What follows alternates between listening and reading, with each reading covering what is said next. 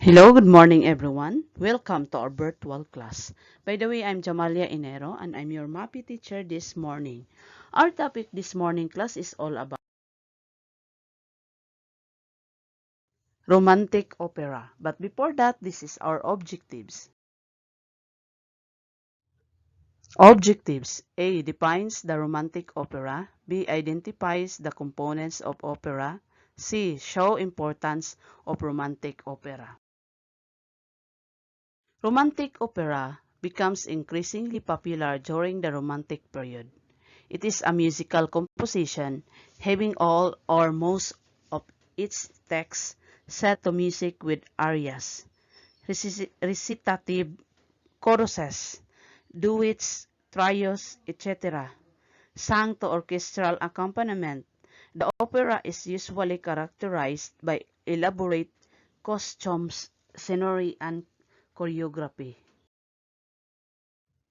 Components of an opera. Libretto. The text of an opera, librettist, and the composer work closely together to tell the story. Score. The book that the composer and the librettist put together. The score has all the musical notes, words, and ideas to help the performers tell the story. Often, there are operas with overtures, preludes, prologues, several acts, finalists, and postludes.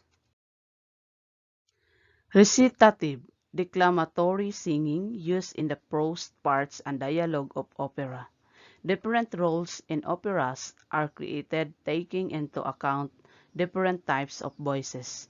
Each role requires a different type of singer, not only able to sing a given vocal range, but also with certain voice characteristics, color, and power. Aria, an air or solo singing part sung by a principal character. This song is what the public will remember best when leaving the opera house. Properly and well sung, a beautiful aria can bring an audience to its feet and decide the fate of an entire opera. It is also important to know the types of voice of singers. This will serve as a guide for singers on their choice of songs and vocal quality expected of a singer or opera character. For the male voice, tenor, highest male voice, baritone, middle male voice, or lies between bass and tenor voice. It is the common male voice. Bass, lowest male voice. For the female voice, soprano, highest female voice, coloratura, highest soprano voice, lyric, bright and full sound, dramatic, darker full sound, mezzo-soprano, most common female voice, strong middle voice, tone is darker or deeper than the soprano, contralto, lowest female voice and most unique among female, duet, trio, and other small ensembles. Chorus, orchestra, highest male voice.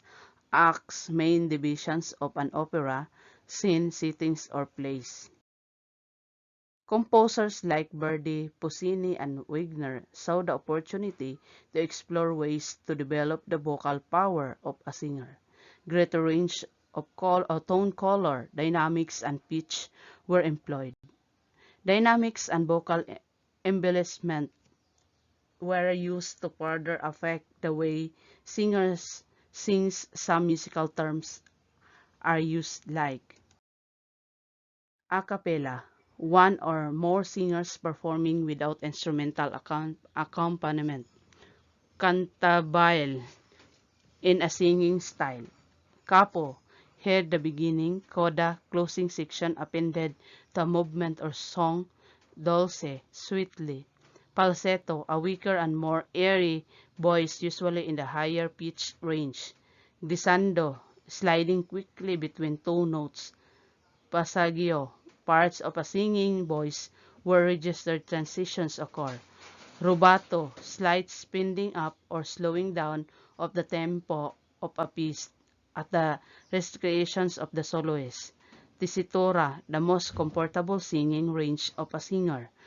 Vibrato, rapidly repeated slight pitch variations during a sustained note to give a richer and more varied sound. La Traviata, The Pollen Woman or Synopsis, music by Giuseppe Verdi, 1813–1901.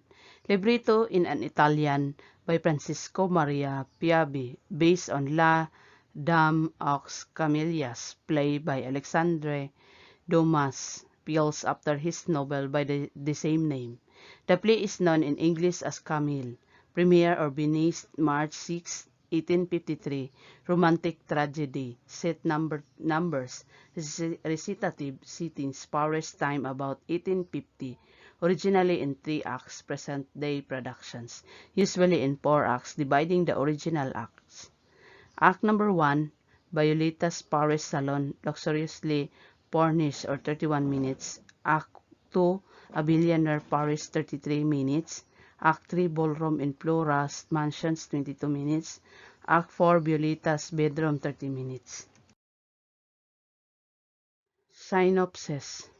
At one of her brilliant supper parties, the beautiful but frail Demimonade, a woman supported by a wealthy lover, Merriam-Webster Dictionary, Violeta Valerie, meets the well-born Alfredo Germont.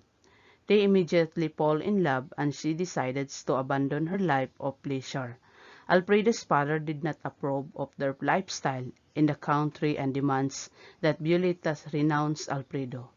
Violeta, determined to make the sacrifice, then departs and leaves only a note for Alfredo. She appears at a ball in Flora's house on the arm of an old admirer, Baron Dopol, which makes Alfredo angry. Alfredo challenged the Baron to play cards where Alfredo wins consistently, unable to persuade Violetas to go with him.